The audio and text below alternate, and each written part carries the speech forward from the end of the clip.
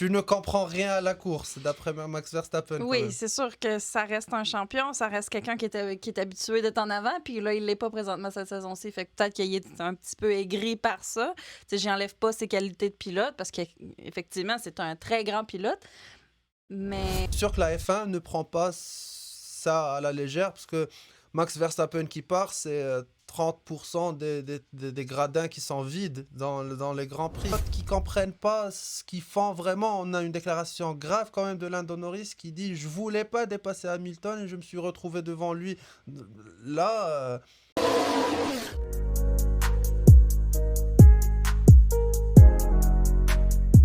Bonjour à tous! Troisième épisode de la Cool Room. On n'a pas eu de Grand Prix depuis le dernier épisode, donc on va changer un peu les choses aujourd'hui.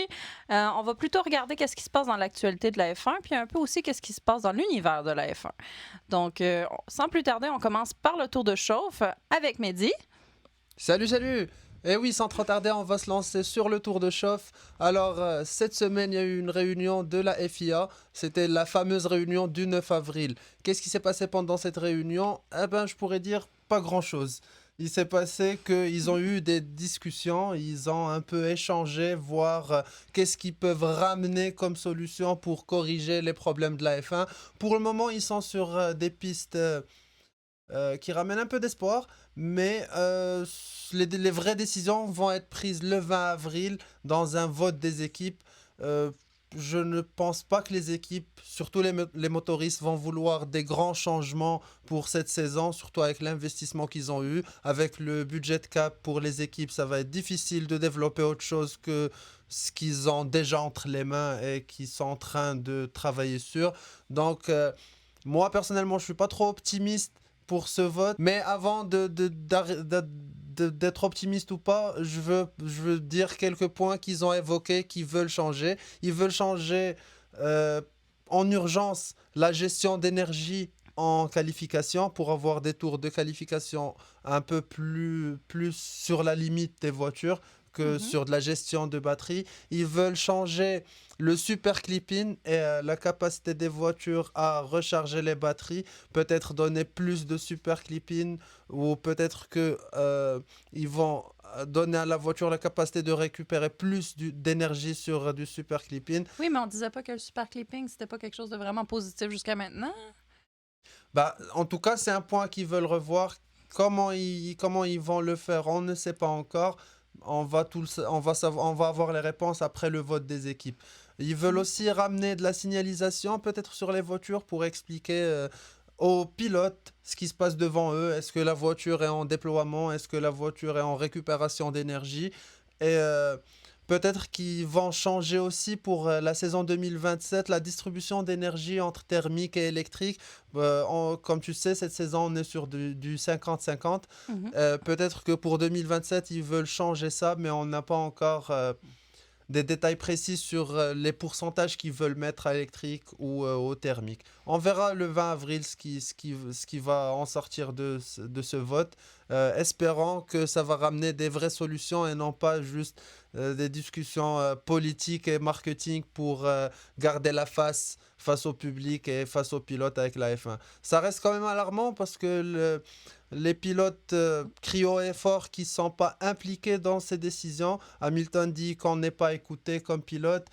Carlos Sainz dit qu'il faut que l'association des pilotes de Grand Prix soit impliqués dans ces prises de décision parce qu'au final c'est eux qui font la course sur la piste, mais pour le moment on n'a aucune nouvelle sur leur participation. On ne sait pas s'ils vont être là, au moins un représentant de leur association va être là le jour des votes, mais pour le moment ils n'ont pas participé à ce dialogue constructif qu'il y a eu avec la FIA. C'était une réunion qui nous donnait pas beaucoup de réponses finalement, qui nous en donnait plus de questions. Bah, qui donne pas de réponse, non, mais qui crée au moins voir que les équipes et la FIA et la F1 font cette discussion, cherchent des solutions. Ça reste quand même rassurant, c'est que ils écoutent le public, ils écoutent les pilotes, ils veulent trouver des améliorations, des axes d'amélioration.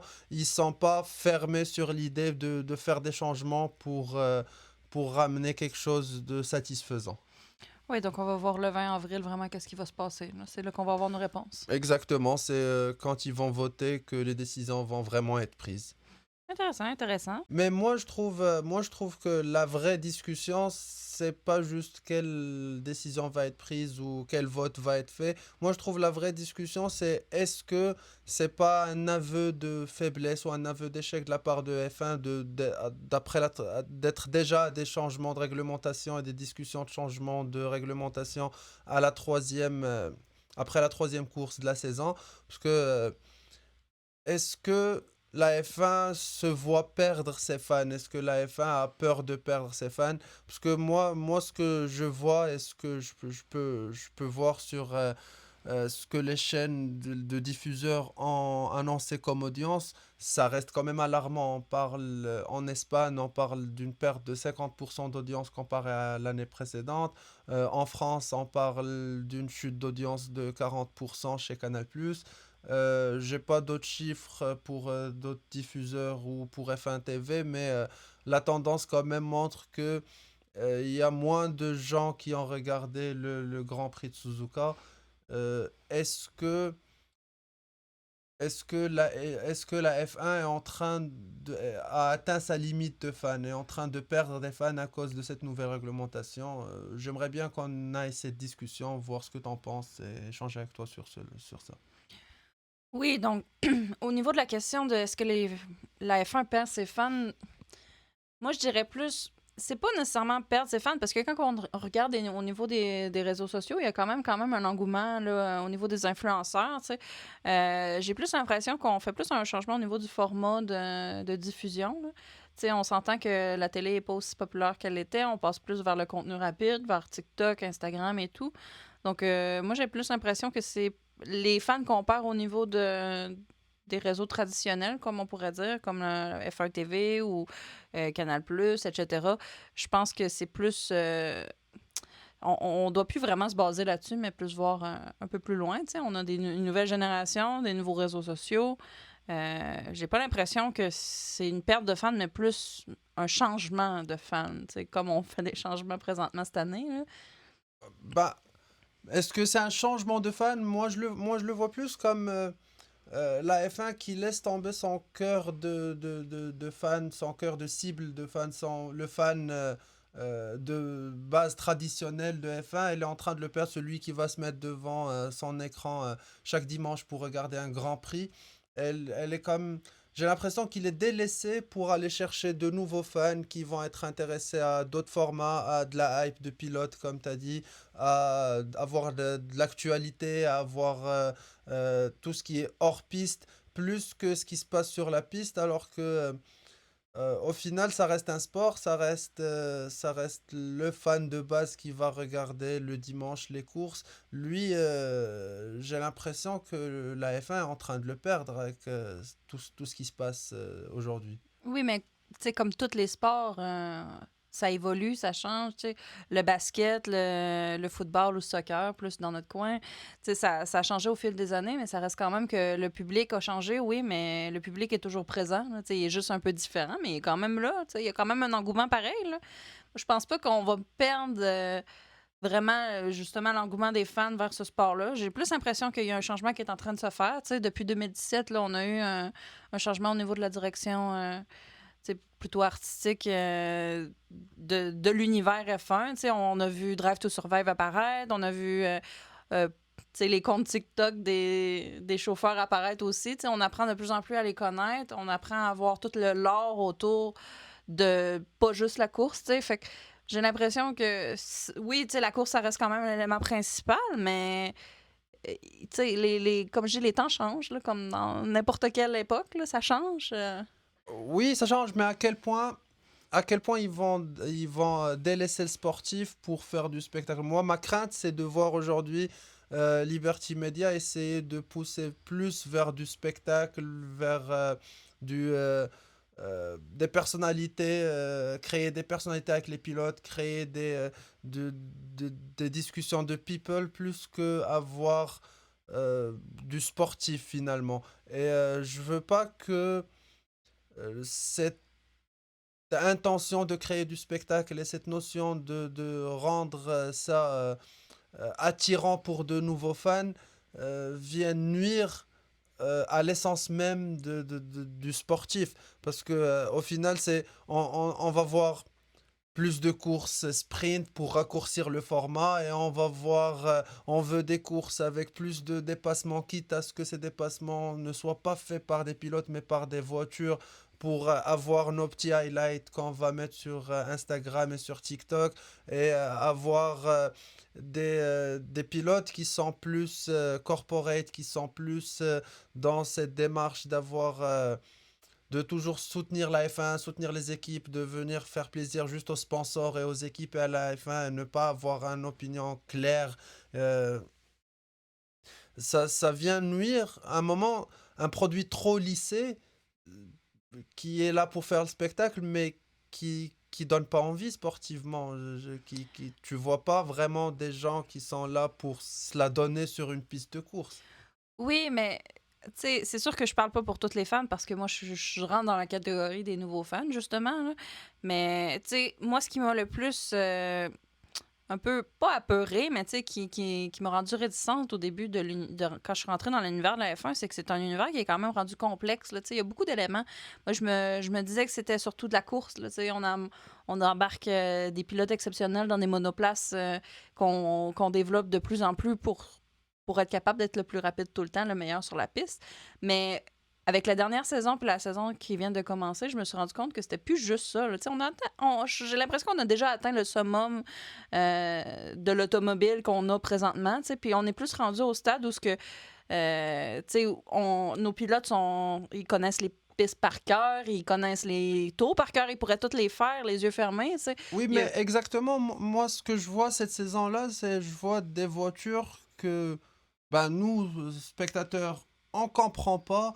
Oui, ben ça. La direction de la diffusion télé ne comprend pas et ça rend les courses plus difficiles à diffuser parce que on se retrouve avec on se retrouve avec des diffusions où ben, même la direction prend 3 4 5 tours de course pour comprendre ce qui se passe en tête de course et on va me mettre juste un pilote sans vraiment comprendre que bah, est-ce qu'il est en train de charger, est-ce qu'il est en train de dépasser, est-ce qu'il prépare une attaque, est-ce qu'il est en gestion et du coup on n'arrive pas à voir ce qui se passe derrière en piste parce qu'on nous montre pas ça. Les pilotes qui comprennent pas ce qu'ils font vraiment, on a une déclaration grave quand même de Lando Norris qui dit je voulais pas dépasser Hamilton et je me suis retrouvé devant lui.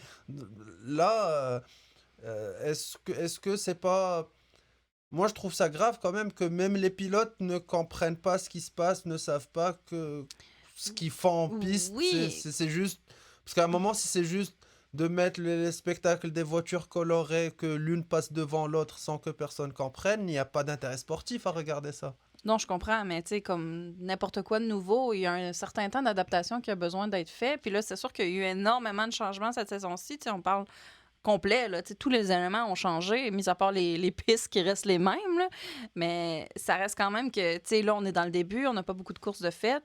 Tu sais, moi, je dis que à un moment donné, on a atteint le maximum de ce qu'on pouvait atteindre, là, pour vrai. Là. Tu sais, ça peut pas faire de tort, justement, d'amener un peu d'imprévu à tout ça. Tu sais, oui, là, il y a beaucoup d'imprévus. Les pilotes, ça en est presque dangereux, mais comme je dis, il y a un temps d'adaptation. On va y arriver. Là.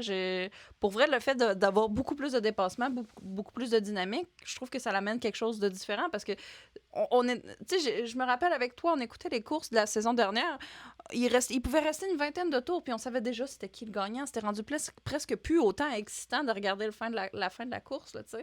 Parce qu'on savait déjà c'est qui allait gagner juste avec comment il a programmé ses arrêts au puits et tout, la position, la différence de position entre les différents pilotes. Et oui, ça parle beaucoup de la qualité de gestion de l'équipe, de la qualité du pilote aussi. Mais ça diminue pas mal le spectacle, on va pas se le cacher. Là, il y a quelque chose qui manquait.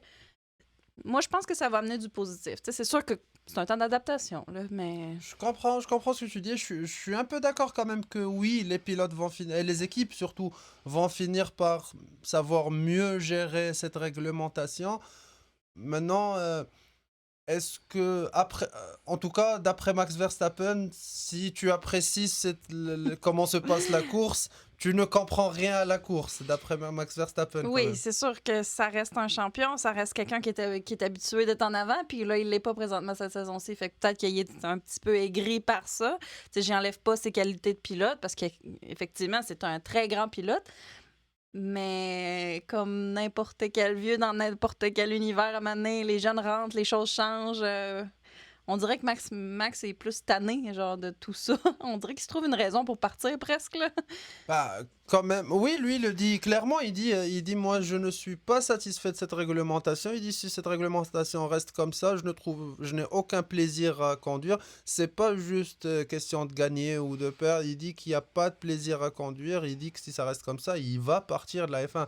Et, c'est, oui, ça peut paraître ridicule, mais c'est pas, je suis sûr que la F1 ne prend pas ça à la légère, parce que Max Verstappen qui part, c'est 30% des gradins qui sont vides dans les grands prix. C'est du merchandising qui se vend plus chez Red Bull, en F1. C'est un gouffre financier qui va se créer si Max Verstappen part. Du coup, c'est pas. Peut-être que pour nous, euh, ça paraît anodin, mais c'est pas des menaces que la F1 ou la FIA vont prendre à la légère quand même. Je comprends, mais on a quand même des nouveaux pilotes qui se démarquent énormément cette année. Si on regarde Kimi qui est là, qui prend sa place, c'est peut-être le nouveau Senna, on le sait pas, là, tu sais. Oui, Max peut partir. OK, il peut aller vers ses nouvelles passions, ses autres passe-temps, OK. Mais la F1 va pas mourir demain matin, là. Tu sais, c'est pas. Peut-être que on va voir une diminution au niveau du public, mais peut-être que ça va juste évoluer le public justement vers quelque chose de différent, mais Parce d'aussi que dynamique, là. Max Verstappen, c'est quand même 4 fois champion du monde, c'est un Oui, pilote oui, oui. exceptionnel. J'y enlève pas ça, mais tu sais, on a aussi Lewis Hamilton qui est Oui, un, mais un pilote exceptionnel qui est encore là aussi, là. moi j'ai l'impression que moi, j'ai vraiment l'impression que Max Verstappen, c'est pas juste parce qu'il est pas avant, c'est juste que Max Verstappen, il est en position où il peut oser dire tout haut ce qu'il pense, alors que d'autres pilotes vont jouer la carte corporate, ils vont jouer Oui. le discours lissé. Tu sais, il y a Parce qu'au clairement un final, passe-droit là, par rapport aux autres. Là, tu sais, si Berman sortait des phrases comme ça, je suis pas sûre qu'il serait aussi bien pris que Max. Là. c'est aussi. Oui, oui, oui. C'est aussi. Mais moi, ce que je veux donner à Max Verstappen, c'est que lui, il s'en plaignait quand il était en période de domination. Lui, en 2023, il disait: je ne suis pas optimiste pour la réglementation 2026. Lui, quand il testait sur le simulateur, il dit: c'est grave que je pense qu'on va commencer à rétrograder dans des lignes droites pour gagner en vitesse. Et il a raison en quelque sorte, parce qu'aujourd'hui on voit des voitures qui perdent la vitesse en ligne droite, qui... euh, il y a une phrase que je crois c'était l'ingénieur d'Isaac, je pense, ou l'ingénieur de Max, je me rappelle pas c'était lequel, mais qui lui dit euh, faut lever le pied pour aller plus vite. Au virage, faut lever le pied pour aller plus vite. Donc, lui, il avait prédit bien avant. Il s'inquiétait de cette réglementation bien avant. Oui, maintenant, il n'est pas heureux. Certes, ne pas jouer les premières positions joue un petit rôle quand même dans sa colère qu'on entend à chaque prise de parole. Mais il, son mécontentement ne vient pas de nulle part. Lui, il dit je prends aucun plaisir à conduire ces voitures. Lui, il dit que ça vient tuer la course. Et il y a d'autres pilotes qui disent ça aussi. C'est juste que le propos est plus nuancé. On voit Charles Leclerc qui dit Oui. euh, on a un Charles Leclerc qui dit euh, oui, c'est pas mal, mais faut voir une solution pour la qualification. Parce qu'en qualification, ben, c'est pas ça une qualification. Oui, parce qu'après la qualification en course, lui, il joue les premières positions. Il veut garder son avantage. Mais il le dit qu'il y a un problème de qualification. On a Lando Norris qui disait que c'est du n'importe quoi, mais quand il a joué à Suzuka et qu'il a eu une voiture compétitive, le discours c'est un peu plus nuancé. Ben Et- c'est ça, tu sais, faut laisser le temps aussi à la saison d'avancer, aux modifications à se faire, puis aux voitures à s'équilibrer, là, tu sais. On est encore au début, puis comme tu disais, Max qui chialait en 2023, ça reste quand même qu'il se pratiquait sur un simulateur, c'était pas la vraie course, c'était pas le vrai spectacle, on n'a pas les conditions qu'on a cette année. Tu sais, il y a encore une évolution à avoir, puis tu sais, de cracher là-dessus puis de vouloir carrément revenir en arrière, moi, je pense pas que c'est une bonne solution. Je dirais plutôt que, tu sais, au pire, Max, s'il veut s'en aller, j'ai rien contre Max, là. Je suis genre c'est un pilote exceptionnel, là, mais c'est peut-être plus son moment, là, tu sais. C'est peut-être le temps de laisser la place à Kimi, de laisser la place à des gens que eux autres, ben, des pilotes que eux autres vont vouloir, genre, essayer de développer justement ces nouvelles voitures-là, d'essayer de travailler avec les nouvelles technologies, d'aller chercher une passion là-dedans. Parce que s'il n'y a plus de passion comme il y avait avant, ça va paraître dans sa course, veut pas aussi, là, tu sais, il va être aigri de ses échecs, qui sont pas nécessairement de sa faute non plus. Puis ça va paraître tout au long de la saison, là, tandis qu'on a des pilotes qui sont dans les réserves, qui sont dans les autres catégories, qu'eux autres, ils prendraient bien la place de Max, là, tu sais. Oui, mais Max, ça reste un passionné de la course automobile Oui, quand même. 100%, C'est toute là, sa tu sais. vie, il fait que ça. Même quand il est en vacances, il va aller faire de la GT. Il fait du simulateur tout le temps, même chez Oui, lui. oui, oui, Lui-même, même dans c'est... son avion Comme privé, je il a un dis, simulateur. comme je dis, j'ai rien contre Max, là. C'est un pilote exceptionnel, là. Puis je dis pas va-t'en Max, mais en même temps, tu sais, s'il est pas capable d'adapter son attitude par rapport à ces changements-là, ça Parce que, pourra pas amener quelque chose de parce que Max positif, là. Verstappen, c'est pas un pilote en fin de carrière. C'est un pilote qui a encore Non, 28 ans. je sais, oui. Il est sportivement parlant, il a encore des Oui, belles années oui. devant lui, Il normalement. est impressionnant. C'est un icône de la course de Formule 1, mais tu sais, ça reste que il peut pas se permettre de tout le temps avoir ce genre de propos-là, là. Surtout en début de saison comme ça, surtout dans des situations de course difficiles comme ça. Au début, tu sais, tu peux pas déjà cracher sur quelque chose qui a pas eu le temps de faire ses preuves, là, tu sais. Mais est-ce que tu penses pas que c'est sa façon de pousser la F1, entre autres, à chercher des vraies solutions, à vraiment Oui, ramener des changements? Parce que oui, mais il y a il une doit manière. avoir...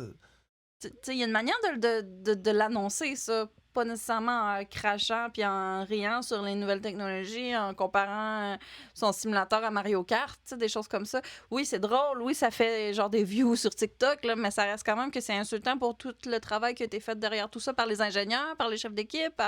Tu sais, c'est insultant. Il y a beaucoup de travail Oui, derrière tout ça, d'ailleurs, là. pour revenir sur ça, mais on voit aussi la F1 qui a censuré sa déclaration. On voit que lui, la F1 a peur maintenant des déclarations de Max Verstappen. Oui, mais On voit de la censure de parole. ben, veut pas, tu sais, ça reste quand même que la F1, c'est lucratif, hein. Fait que, tu sais, ils ont besoin de leurs fans pour faire rouler la machine, là. Si Max, il part avec ses fans, c'est sûr que ça va faire quelque chose, ça va faire un impact pareil, là. Veut pas, ils veulent se protéger derrière tout ça, je les comprends. C'est sûr que c'est dommage de devoir censurer un des plus grands pilotes de F1 au monde, mais tu sais, si c'est ça ce qu'il faut. Tu sais, dans le temps qu'il est capable de faire passer ses idées de manière plus polie, mettons. Oui, mais on voit les autres pilotes faire ça, mais au final, ça devient juste un discours lissé de oui, mais faut nuancer. Ouais. Alors que, au final, est-ce que c'est pas le seul qui a le culot d'arriver et de nous dire la vérité, de dire voilà, ça marche pas, c'est pas des belles voitures, c'est pas des bonnes voitures, ça marche pas, faut trouver des solutions. Est-ce qu'au Oui. final, parce que il y a eu une réunion de pilotes avec la FIA où les discussions en leak à l'extérieur et Ouais, le fameux on- groupe WhatsApp aussi, là. oui, et on sait aujourd'hui que tous les pilotes ne sont pas satisfaits, que tous les pilotes trouvent ça grave, trouvent ça dangereuse, certains trouvent ça Oui, dangereux, c'est sûr, au niveau de mais la sécurité. on les voit pas parler dans les médias, on les voit pas exprimer ça. Par contre, Max Verstappen, est-ce que au final, c'est le seul qui a encore cette authenticité qu'il y avait avant chez les pilotes de F1? Est-ce que c'est le seul qui a cette personnalité qui vient défier ce qui se passe et dire voilà, moi je suis pas satisfait, faut que ça change? Est-ce que c'est juste que il en a rien à cirer, qu'il est il a la possibilité de nous Oui. dire Tu sais, ça reste que ça reste dans sa personnalité, là. Tu sais, il a toujours un peu été comme ça. Ben, en tout cas, de moi, ce que j'ai connu de Max, là, tu sais, il est pas gêné de dire qu'est-ce qu'il pense, mais il est pas tout seul dans son équipe non plus, là. Tu sais, il y a beaucoup de monde derrière lui, puis il a eu de la misère avec ses partenaires aussi dans ses équipes les dernières années. Là, il a l'air d'aller mieux au niveau avec Isaac, mais ça reste quand même que, tu sais, il y a un travail d'équipe dans tout ça, là. C'est pas juste Max qui décide, là. C'est pas juste les pilotes qui sont derrière tout ça, là. oui, mais est-ce que c'est pas aussi une façon de pousser son équipe à aller chercher des solutions, Oui, mais, entre autres? oui, mais il faut pas non plus être irréaliste, là. Tu sais, comme je dis, on est dans un début de saison, on est dans des nouvelles réglementations, tu sais. En tout cas, c'est sûr que ça va rester à voir avec la réunion du 20 avril, là. Tu sais, on va avoir beaucoup de réponses avec tout ça, mais il va falloir que Pendant ce temps-là, Max prenne sa petite camomille, se calme un peu, puis il continue son sim, puis je suis sûre que à partir du moment qu'il va trouver là, le tweak qu'il faut faire pour qu'il domine comme il dominait dans les saisons précédentes, là, à partir du moment qu'il va trouver le tricks avec sa voiture, là, je suis pas mal sûre qu'il va changer d'idée. Là. Tu sais, Max, c'est juste un. C'est quelqu'un qui cherche aussi à dominer tout ce qu'il fait. Là. Puis je le comprends. Là, tu sais, Honnêtement, moi, je pense pas que c'est juste une question de gain ou de perte. Parce que l'année dernière, tu sais, il était pas parti gagnant. Il gagnait, il avait genre. Mais il était pas aussi vocal contre la F1. Oui, il disait qu'il faut chercher, faut trouver des solutions pour la voiture, ceci, cela. Mais c'est la première fois qu'on voit quand même un Max Verstappen qui attaque de franc le règlement, la réglementation. Il dit que toute la formule de ces Formule 1 est à revoir. Il dit que cette réglementation, c'est du n'importe. Il a même dit que c'est des gens qui comprennent rien à la course. oui, ça, c'est un peu insultant parce que, tu sais, oui, je comprends dans le sens que si on compare l'année dernière à cette année, c'est tu sais, la compréhension de la course n'est pas la même. Oui, OK. Mais moi, j'ai apprécié quand même les courses qu'on a eues. Tu sais, j'ai apprécié les dépassements, j'ai apprécié les nouvelles technologies, j'ai apprécié que le DRS aille changer. Tu sais, c'est dommage de voir comme Max cracher sur ce public-là, tu sais, cracher sur mon opinion aussi. Ça reste que mon opinion vaut pas autant quand même que quelqu'un qui a un aussi vieux fan, mais comme je dis, chaque chose finit par changer, chaque chose finit par évoluer. Ah, Là. mais moi je suis d'accord si s'il y a du spectacle pour les fans et si c'est amusant pour tout le monde et si on a une saison exceptionnelle où on va voir des équipes s'affronter et essayer de se dépasser, je suis d'accord que oui, ça peut être positif, mais maintenant on a quand même une ligne rouge où tous les pilotes sont comme. Ça n'a pas l'air de donner ça. Moi, ce qui m'inquiète le plus, peut-être moi, ce que je trouve ce qui manque dans le discours de Max Verstappen, c'est qu'il parle pas de sécurité. Lui, il parle de réglementation, de plaisir de conduite, et je peux comprendre que si on prend juste ses arguments, ça peut être énervant que oui, si lui il a pas de plaisir, il a qu'à quitter. Et, si les fans ont du plaisir à regarder ça, ben c'est pas son plaisir qui va compter le plus. Lui, il est quand même payé pour performer. Oui, effectivement, Mais, mais il y a mais quand même... maintenant, Ouais. si est-ce que est-ce